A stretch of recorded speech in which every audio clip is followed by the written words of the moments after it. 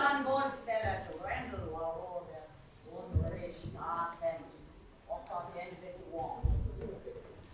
Skulle after sinom samt design work. We could wear a flat reckon cut lift after lado. Long dragen.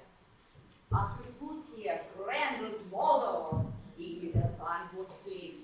Genom flera månader. Sen ser hon water regesan. Woodin kjolle, hela störrenas. Sedan kan work på edgebanen andetbreker. Fäder läker. Hetan fallet var motor och melkor. Mandrin fleon. Western Marble.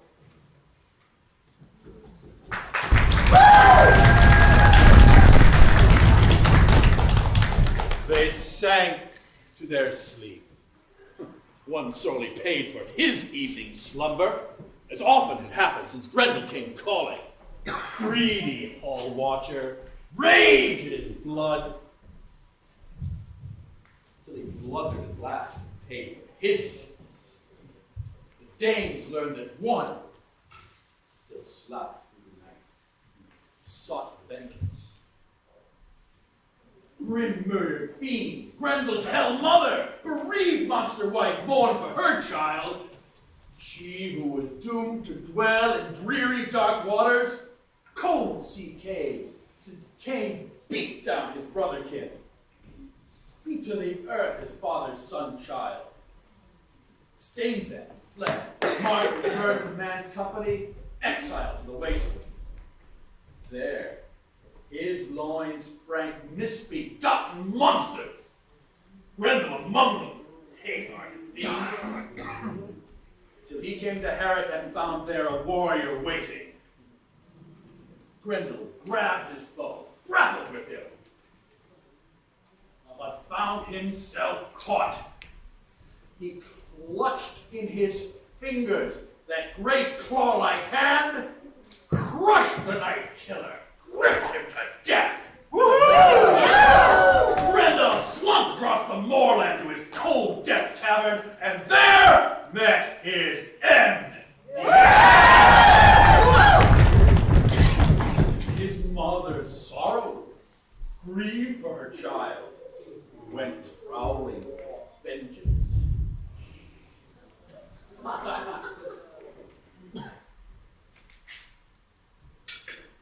Payment for her son.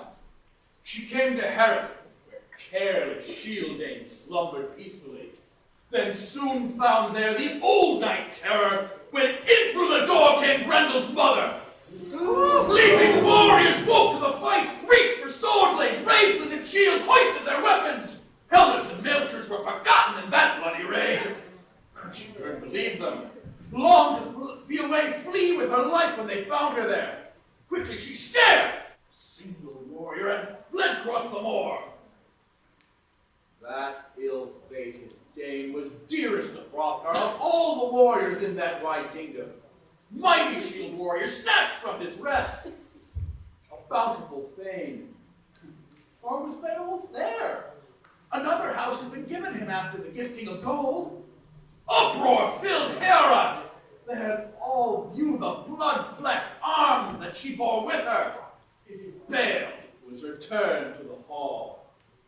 It was woeful bargaining, each to pay for the slaughter with the lives of friends. That forlorn treasured king, sorrow-gripped lord, sang a mourning song. He grieved for his hearththane, hearth-friend and warrior, a king's counselor killed in his all. Quickly was Beowulf, battle-weary guest, brought to his chamber. At breaking of day, he went with his shieldmen, walked through the dawn to the king's rest house. That haggard throne warrior wandered in misery, if the wielder of us all would ever spare them, and save them from fiendry.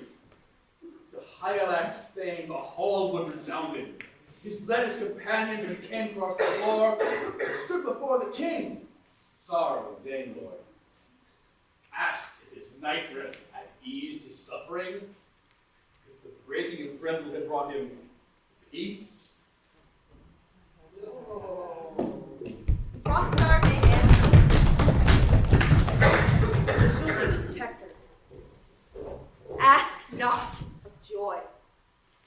has returned to the Danish people.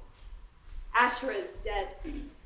The elder brother of Yermanlauf, my chief advisor, my rune counselor, he stood by my shoulder at Shieldwall before front when we guarded our heads as the armies clashed and boar struck boar. So a man should be, good from the start. So Ashura was.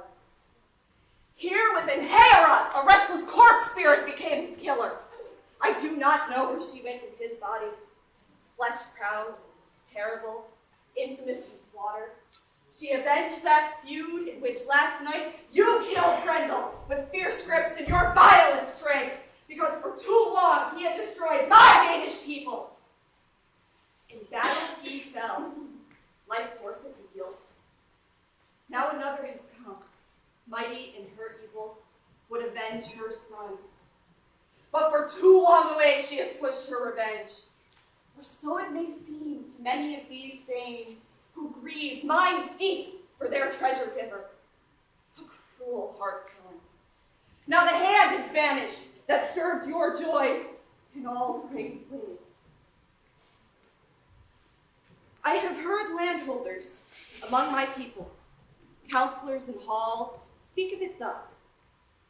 They have sometimes seen two such things. Huge, vague borderers stalking moors, spirits from elsewhere, as far as any man might clearly tell.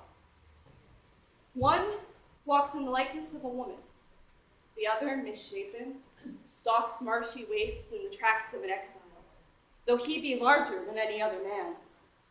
In earlier time, the folk of the region named him Grendel. They know of no father from those early days among dark spirits. A secret place they guard, high wolf country, a dangerous way twisting through fens, where mountain torrent plunge o'er crags under darkness of hills to flood beneath the earth. Not far from here, measured in miles, lies that fearsome lake, o'erhung with roots that sag and clutch, frost-bound trees at water's edge. Each night there is seen a baleful wonder, strange water fires. No man alive, though he be old and wise, knows that mere bottom. The strong heath runner, the full-horned stag, chased far by hounds, may seek a safe cover, pursued to despair. But sooner will he die upon that bank than save his head and plunge into the mere. Not a pleasant place. Tearing waves start from that spot, and the gloomy wind stirs awful storms till the air turns choking and heavens weep. Now again, you alone are our only help. But still you do not know that awful place where you will find that sin-filled creature. Seek it if you dare. I will reward your feud with valued treasures, as I have done before. Old, twisted gold, should you live to return.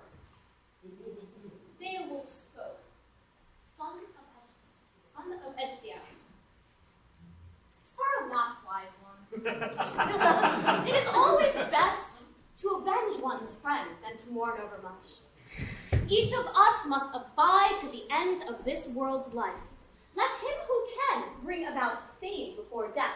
That is best for the unloving man after he is gone. Arise, kingdom scarred. Let us go quickly and inspect the path of Grendel's kin. I promise you this, she will find no protection. Not in the belly of the earth, nor in the bottom of the sea, nor the mountain groves. Let her go where she will. For today, you must endure patiently all your woes, as I expect you will. Then for Hrothgar, a horse was bridled with plaited mane. The wise prince rode in full array. Foot soldiers marched, shields at the ready.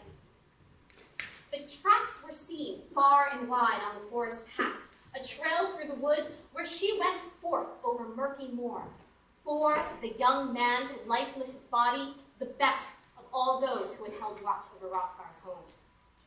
The son of nobles crossed over the steep stone cliffs, the constricted Clyde and narrow, solitary path, a course unknown, the towering headlands, home of sea monsters.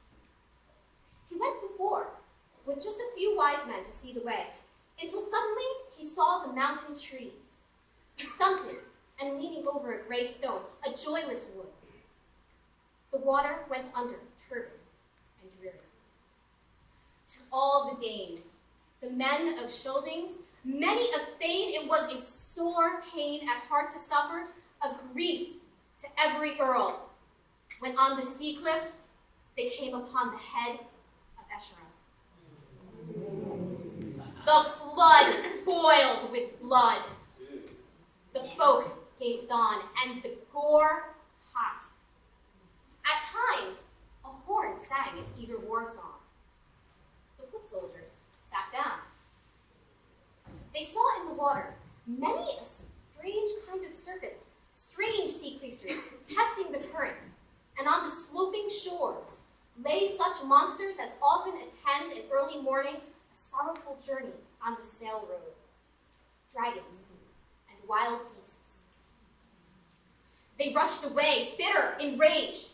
They heard the bright sound.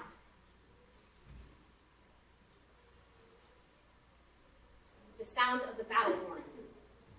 A Yeotish bowman cut short the life of one of those swimmers with a bow and arrow so that in his body stood the hard war shaft. He was a slow swimmer on the waves when death took him away. And once in the water, he was assailed with barbed hooks of boar pikes, violently attacked, and dragged ashore the strange wave roller.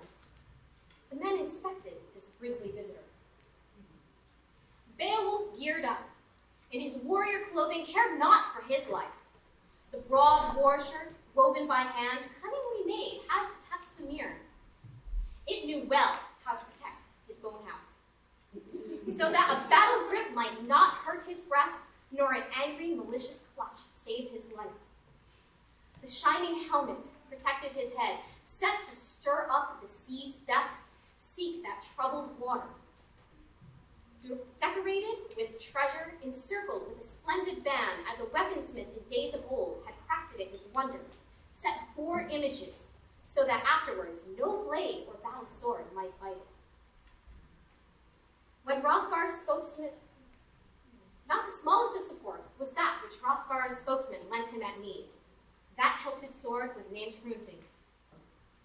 Unique among ancient treasures, its edge was iron etched with poisoned stripes, hardened with the blood of war, and had never failed any man who grasped it in his hands in battle, who dared to undertake a dreadful journey into the home of the very foe. It was not the first time it had to perform a work of such high courage.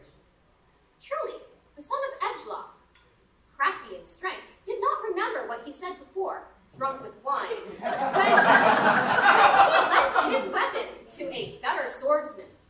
He himself did not dare to risk his life under the rushing waves, perform a lordly act. For that, he lost honor, his fame for courage. Not so with the other, as he geared himself up for battle. Then spoke Beowulf, son of Ecgtheow.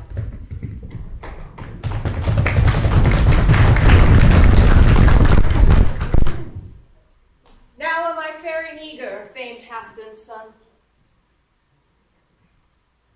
Hold in your soul what we spoke earlier, wisdom giver, gold friend of men. If I should perish, part from my life in your great service. Hold in protection my hand companions, my young bond thanes, if battle takes me. And the great treasures which you gave to me, send to Higelac, Hrothgar, dear friend. So the Storm-Eat's king, son of Hrethel, will see in the gold shining jewels I found a gold giver great in manhood, and I enjoyed while I could his kingly virtues.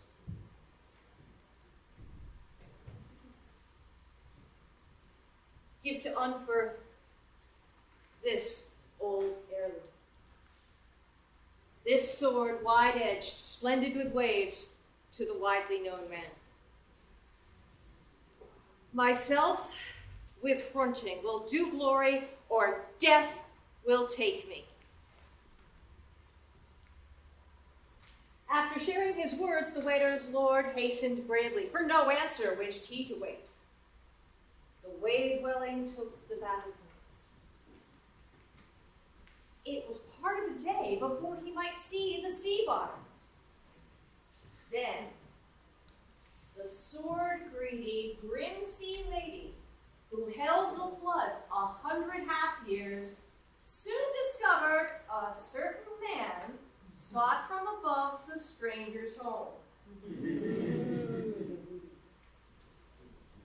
Terror in her grip, she grasped at him, seized battle prince. But no pain could she give him, no hurt in body. Battle mail guarded him, so she might not rend ring dress of war, locked limb armor with angry fingers. The sea wolf then bore Beowulf Ringlord to the sea bottom, to her battle hall. Brave though he was, no weapon of war might he wield then. But many wonders attacked as he swam. Many sea monsters broke his mail shirt with battle tusks. Fierce ones pursued him. Then, the swordsman saw he stood inside some strife building.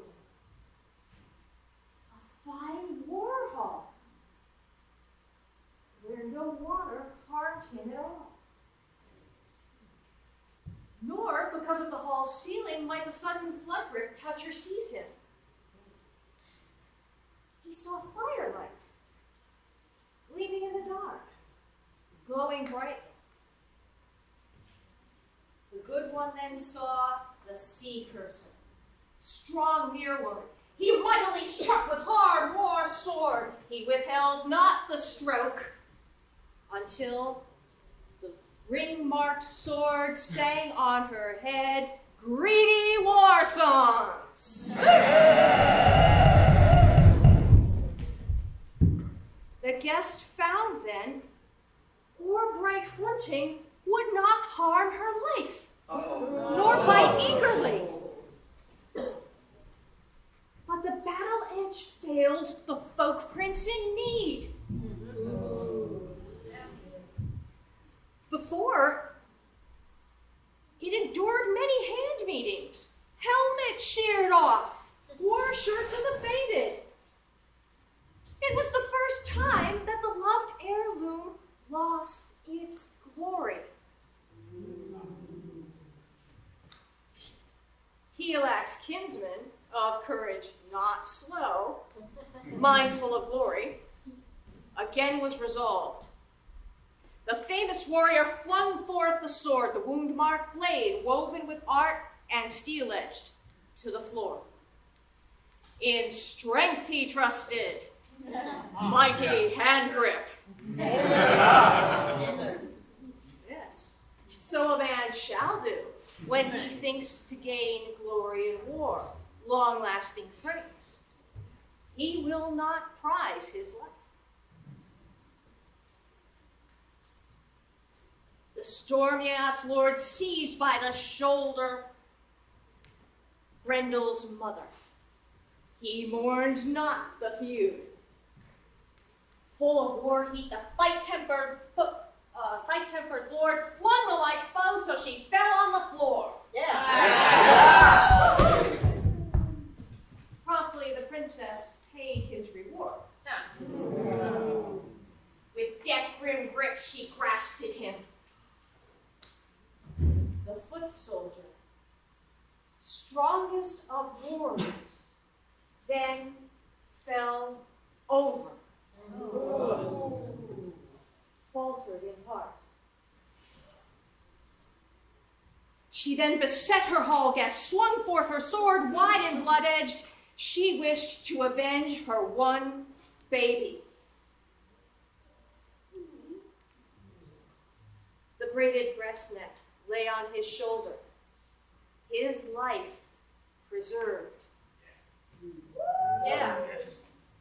It endured assault of sword point and edge. Echteow's son, sword champion, would have started a journey, sought the wide ground. But the bright war shirt, brave battle net, helped him in need. And holy God wielded victory. Yes. The warlord of heaven, sure-sighted king, decided it rightly, settled his fate, so he stood again. Then he saw among the armor a bright sword hanging, made by the giants, an uncracking edge, an honor for its bearer, the best of weapons, but longer and heavier than any other man could ever have carried in the play of war strokes. Ornamented, burnished from Velen's smithy. The bold shielding drew it from its magic scabbard, savage in battle lust, despairing of life, swung hard on her throat. Halved the doomed body. Through the spine. She toppled to the ground. The sword was blood wet. The man rejoiced. Then the cave light shone out, a gleam from within, even as from heaven comes the shining light of God's candle. He looked through the chamber, moved along the wall, raised his weapon, single-minded, Hugh Thane, still in a fury. Nor was that blade idle, useless to the warrior, but quickly he meant to pay in full each bloody snatching Grendel had made visiting the West Danes, much more often than just the one time when 15 men of the Danish nation, Hrothgar's beloved hearth companions, he had killed in their beds, ate them sleeping, and another 15 bore off to his lair, a hateful gift. A full reward for such sinful crimes. The fierce champion paid him back. Lying, battle-weary, armless, lifeless from the hurt he'd received in the fight at Heorot. The corpse sprang open as he cut deep into it after death, a firm-handed battle stroke, and chopped off his head!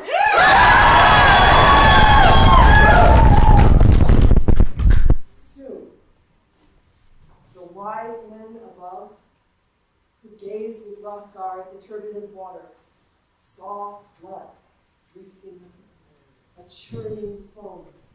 The spreading stain was dark, lake water. The gray-bearded elders spoke quietly together about the brave yet. They did not think to see him return, said he would not come again to seek the king with another victory. It seemed to many that the wolfish woman had ripped him to pieces. Then the 9th hour came.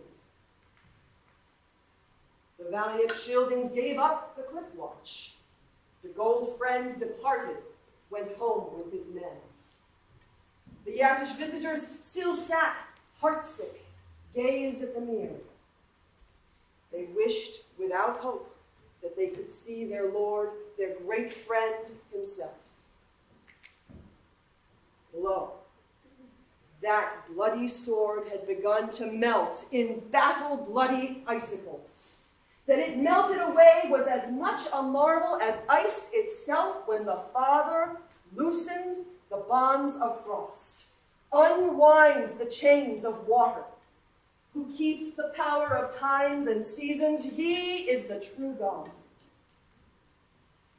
The man of the letters took nothing more from that dark gift hall, despite heaped treasures, except that head and the hilt, jewel bright. Already the sword had melted away, its blade had burned up, too hot the blood of the poisonous spirit who had died within. And soon he was swimming, who at battle withstood the mortal attacks of two evil creatures, rose through the waters. The currents were clear, the broad expanse, now that the alien spirit had finished her days and his fleeting life. And thus the man came, protector of sailors, strong swimmer to land, rejoiced in the weight of the great water booty he brought with him. They clustered around him as thanes in their armor, quickly unstrapped him. From the mighty man they took shirt and helmet, gave thanks to God for return of their prince, that they saw him alive, happy, and whole. Then they left that place by the narrow path. They marched glad-hearted, reached familiar ground, followed the trail.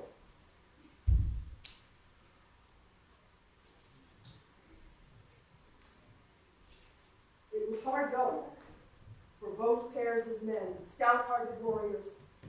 4 men it took to raise on a war spear Grendel's head, laboriously guided back to the gold hall.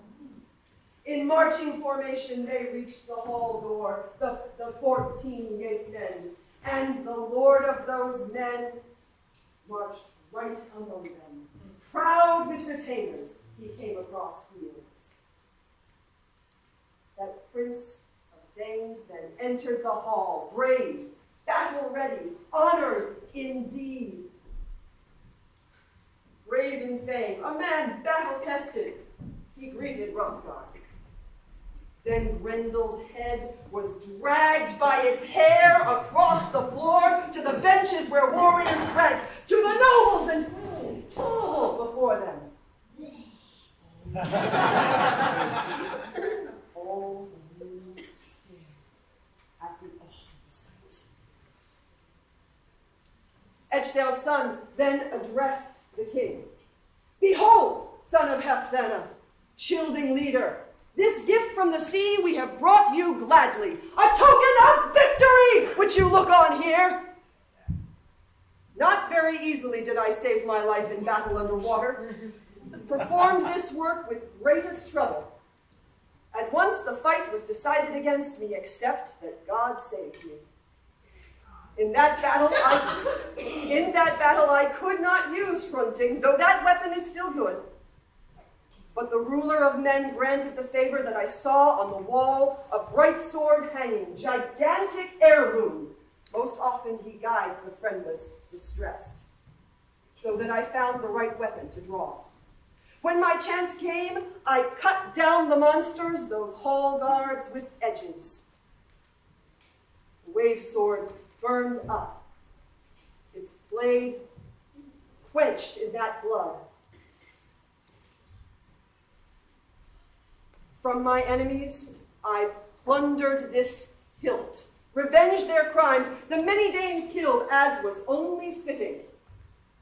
Now I can promise you safe nights in Heorot without further sorrow, with the men of your people and each dear retainer picked from your troops, the youths and the veterans. You shall have no need for fear, O shielding lord, for fear in this matter, dark man-killing, as you did before. Yeah. Then the strange gold hilt was placed in the hand of the Lord of the Shieldings, wise war king, gray-bearded elder, old work of giants. After the fall of devils, it came to the hands of the best overlord, of the Lord of the Danemen from magic smithies. Once the fierce spirit, long God's opponent, guilty creature, had quitted this world, It came to the power of the best overlord between the two seas, of all world rulers in Scandinavia who gave good treasures. Hrothgar was black. Gazed upon the hilt. Curious sword handle. Cut into the gold, a tale of evil. That old earth struggle. When floodwaters fell upon giants and carried them away, wielder of all, God of creation, crushed their wickedness with welling water rush and washed them from earth. Written in rune marks on that rich hilt, gleaming gold and garnished with serpents, a curious name, who had caused that sword to be shaped and hammered, smithy in your days, a weapon for the mighty. The wise Dane Lord, Haften's son, spoke his mind thoughts. It can well be said by sons of this earth, by those who remember moments of the past, flashing spear shields, that this keen battle thing was born for glory. Beowulf, my friend, your fame is founded far across the waves where wise men gather. Guard it carefully. Strength with wisdom.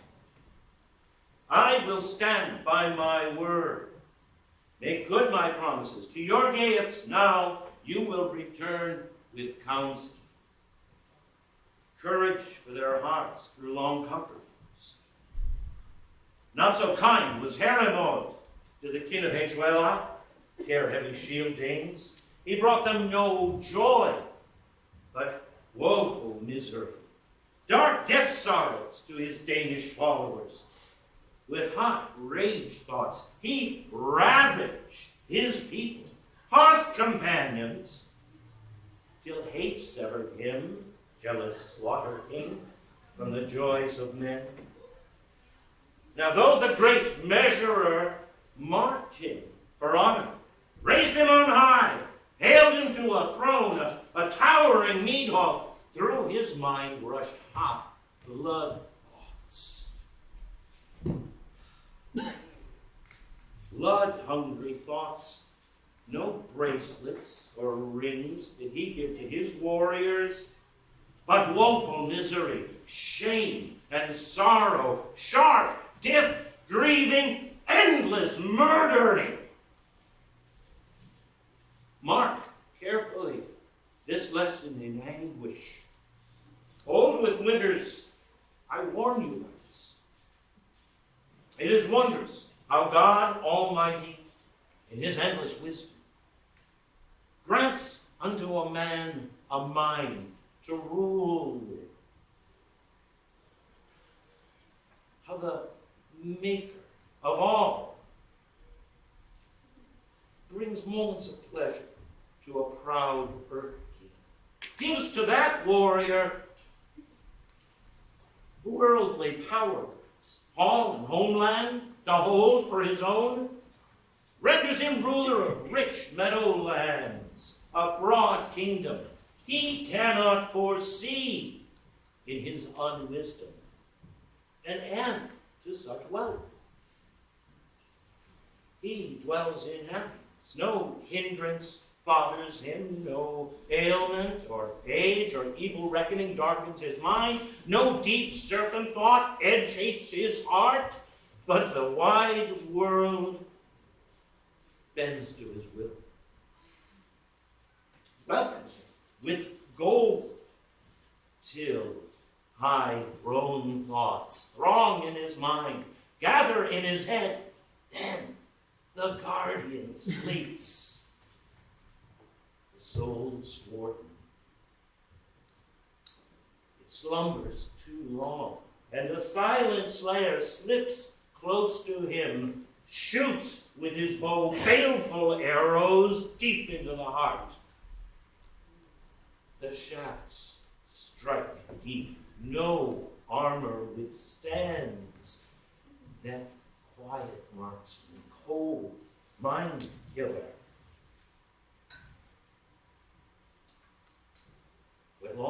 he has held. Too little contents him. Greed grapples him. He no longer gives gold-patterned rings, reckons no ending to borrowed treasure years, bright earth fortune given by God, the great measurer. The last of splendor slips into darkness. That loaded king body cracks on the pyre, swirls away into smoke. Soon another one steps to the gift throne, shares his gold hoard, turns that treachery into trust and reward. Guard against life, Beowulf. Beloved Beowulf, best of warriors, win for your soul eternal counsel. Do not care for pride, great shield champion. The glory of your strength will last for a while, but not long after. Sickness or spear point will sever your life, or the fire's embrace, or the flood's welling, or file hard sword, or flight of spear, or bane-bearing age. The brightness of your eye will dim and darken. Destiny is waiting, and death will take you down below the earth. I have held the shield Danes for half a century, ruled them under heaven, harbored them from war against many a people on this proud earth yard.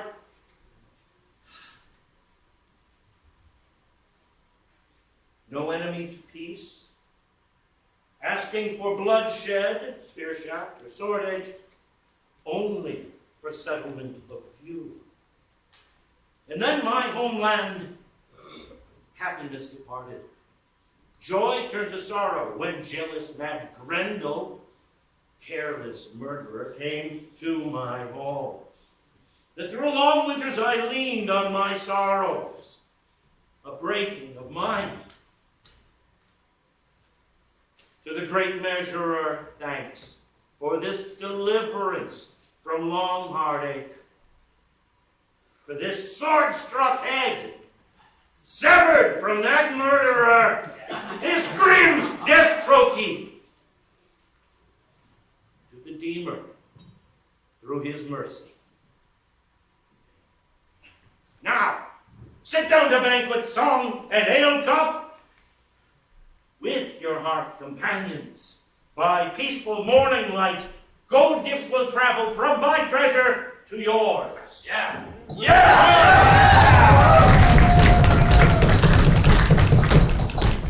Beowulf was gladdened by those bountiful words. Sat near the gift throne, his yates around him. Bright bench laughter bore to the rafters, the sounds of victory. Servants brought ale cups to Danes and yates. The night shadows loomed over Herod Hall. Hrothgar rose, king of the Spear Danes, and called for restful sleep, silence, and peace. Beowulf, yearning for bed rest, bent to his hall bench and gratefully slumbered in Herod Hall, a night guest once more in that great hall room. Thane's servants, mindful of comfort, brought bench covers, filled glassed cupfuls, and readied the mead hall for rest. The great-hearted slept under that steep-gabled roof. Yates and Danes slept till bright black shining raven raised morning gray, a lifting darkness, banishing night creatures. Elax Thanes yearned for the sea and hailed the sunrise, asked for a sail to bear them to that known headland, the hall of their king. Their hero commanded fronting to be born to Unferth. He told well of it, thanked him for the loan of that long-famed war blade. Shining steel, sharp helmets banged when good men gathered to gamble their lives. Seaworthy warriors, with their strong weapons, yearned to be gone. Their good sail skipper stepped to the gift throne once again, stood before the king. Glad man, Hrothgar, hailed him once more. Beowulf spoke, son of Edgethou. Now we seafarers come from afar wish to say that we desire to seek Hieloch. Here we were honorably entertained with delights. You have treated us well. If ever on earth I can do anything to earn your affection more than the battle deeds I have done already. Ruler of men, I will be ready at once. If ever I hear over the sea's expanse that your neighbors threaten you with terror as your enemies used to, I will bring to you 1,000 thanes, heroes to help you. I have faith in Hieloch, the lord of the Geats, though he be young, shepherd of those people, will support me with words and deeds that I might honor you well and bring to your side a forest of spears, the support of my might, whenever you need men. If ever Hrethric decides, son of a prince, to visit the Geat court, he will find many friends there. Far-off lands are better sought by one who is himself good.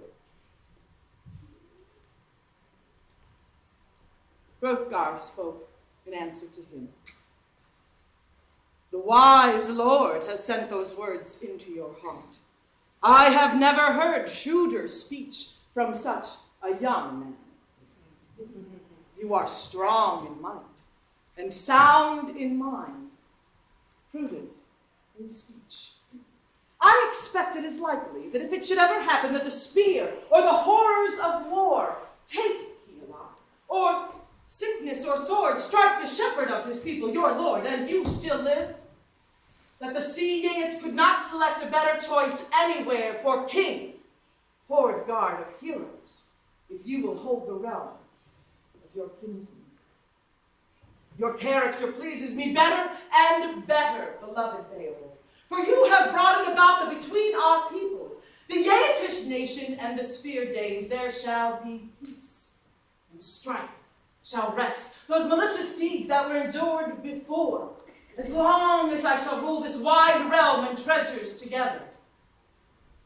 Many shall greet one another with gifts across the gannet's back. The ring-necked ship shall bring over the sea tribute and tokens of love. I know that our nations have been made fast against friend and foes, blameless in everything in the old ways. The protector of heroes, kinsman of Halfdan, gave him 12 great treasures in the hall. Bid him seek his own dear people in safety with those good gifts, and quickly come again. Then the good king of noble kin kissed the best of thanes and embraced his neck, the Scylding prince. Tears were shed by that gray-haired man. He was of two minds, but in his old wisdom knew it was more likely that never again would they see one another, brave in their meeting place. The man was so dear to him, he could not hold back the flood in his breast, but in his heart. Deep-held longing in his blood burned for this man. Beowulf from thence, gold-proud warrior, trod the grassy lawn, exulted in treasure. The sea-goer awaited its lord and owner where it sat at anchor. The gift of Hrothgar was praised. That king was peerless, blameless in everything, until old age took from him, it has injured so many, the joy of his strength.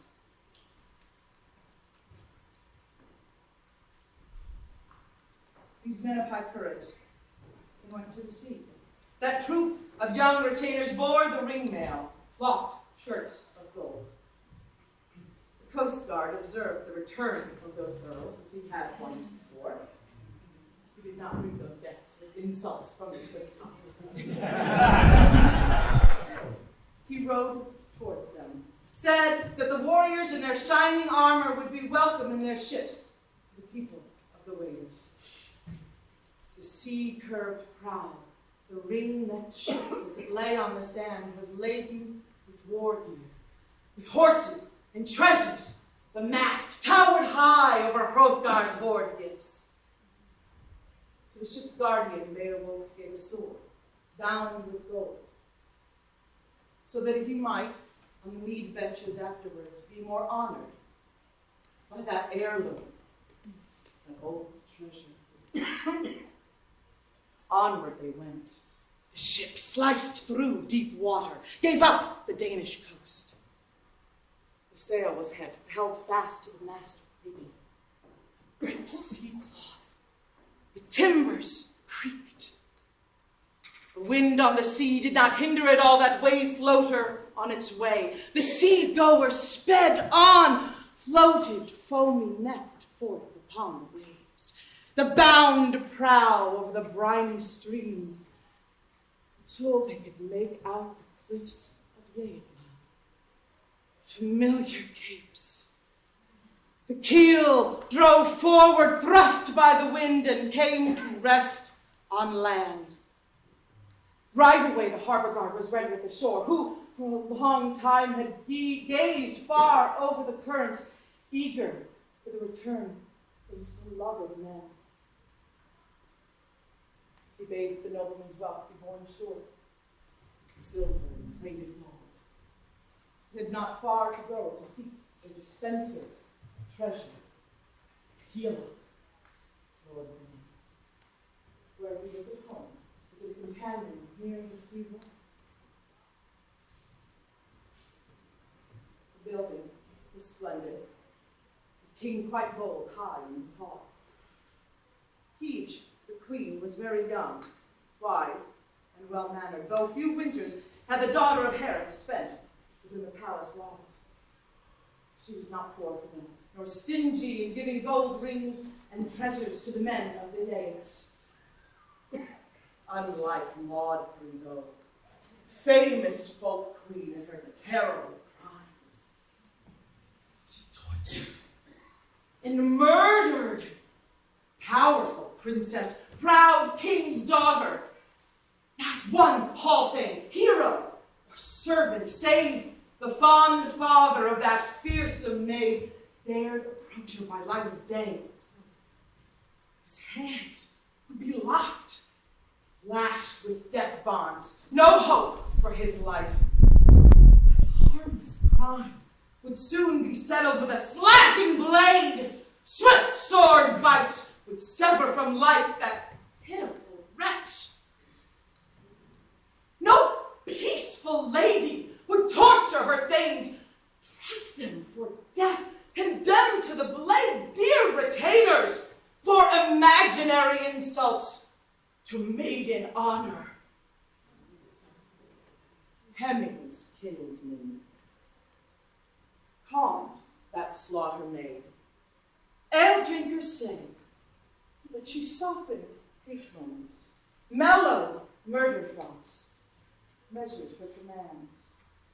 Since first she was given gold-adorned princess to that young champion chosen for his queen, sent across the waves by sorrowing father to offer the king to share the gift throne. She soon bent to him, welcomed all things, hailed peace offerings, used her welfare for young and for old. With high love thoughts, she held to her king, who of all mankind, as men have told me, was strongest of throne men, from sand shore to sand shore on the earth's broad land. Offa was spear keen, tall thane master and thronging of war, generous gift king, great with gold treasure, strength for his homeland. His son was Eomer, hall-worthy king child, Hemming's kinsman, Darman's grandson, good warrior prince.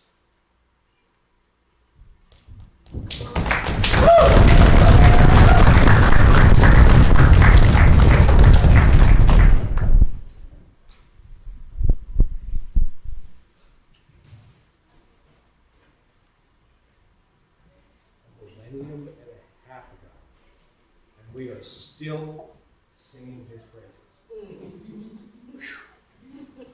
My goodness, if I had any hair, it would curl. And at this time, this hall will be transformed to a feasting area. So, yay, feasting. I could have said it better myself. So please, if you're not setting up, allow room and space for the setup.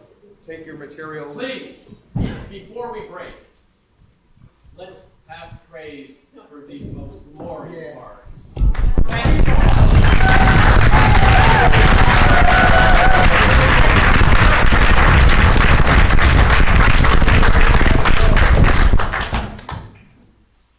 Thank you all. Not especially a period statement, but